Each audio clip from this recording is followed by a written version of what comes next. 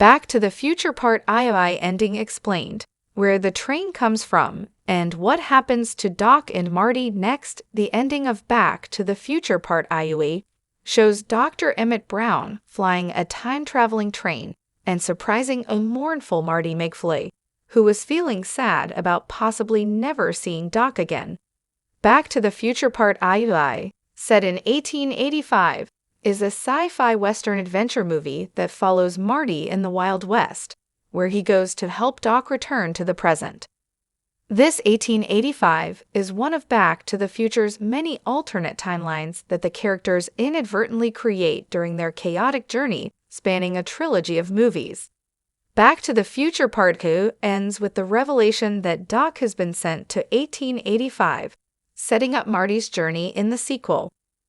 This is why the two films' release dates were close, as they were filmed together, which would explain the sense of continuity.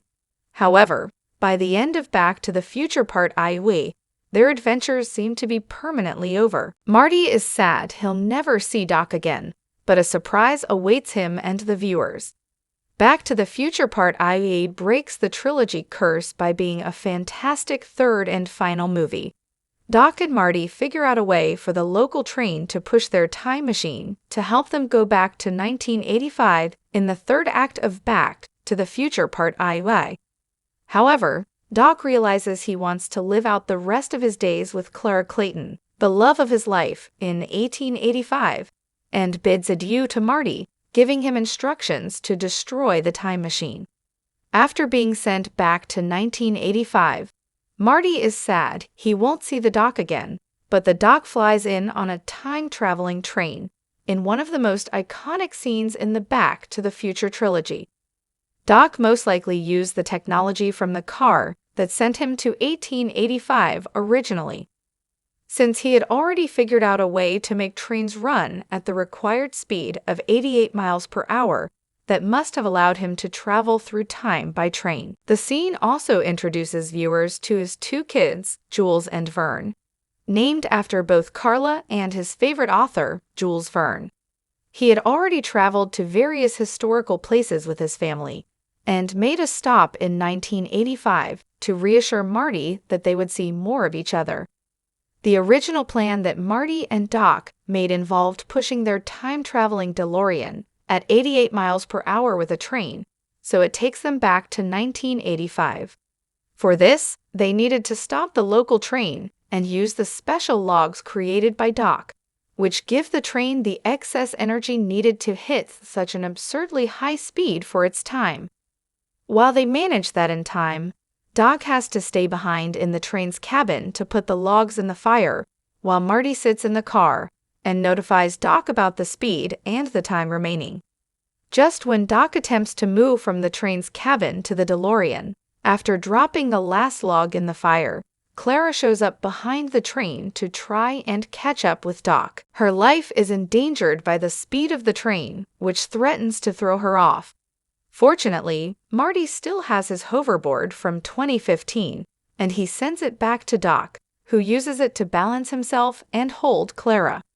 However, these maneuvers take too much time, and the DeLorean can't fit 3 people, so Doc has to stay behind in 1885 while Marty goes to 1985. Doc Brown, who has one of the best surprise cameos in movie history in a million ways to die in the West, reprising his 1885 persona, was convinced in Back to the Future Part II that the time machine must be destroyed. All 3 Back to the Future movies explore the negative effects of messing with the timeline, and Back to the Future Part 2 in particular explores how such technology may be misused by selfish miscreants, leading to cosmic catastrophes. So, when Marty leaves 1885 alone, one of the things Doc tells him is that he must destroy the DeLorean, so no one can misuse his invention ever again. Irrespective of Marty's intentions, though, since the car appears on a functioning train track in 1985 and has no fuel due to the lack of gasoline in 1885, Marty has no option but to let it be destroyed by a running train. He narrowly escapes death and watches in horror as Doc's invention is smashed into smithereens, and the realization dawns on him that time travel is officially impossible again. While it isn't confirmed, one can assume, based on Marty's body language, that he would have preferred this to happen later and differently. He might even have been planning to go back in time to get Doc and Clara. However, he does seem somewhat happy that Doc found his life partner, and there's a chance he was simply sad that he didn't get to properly say goodbye to Doc or the DeLorean.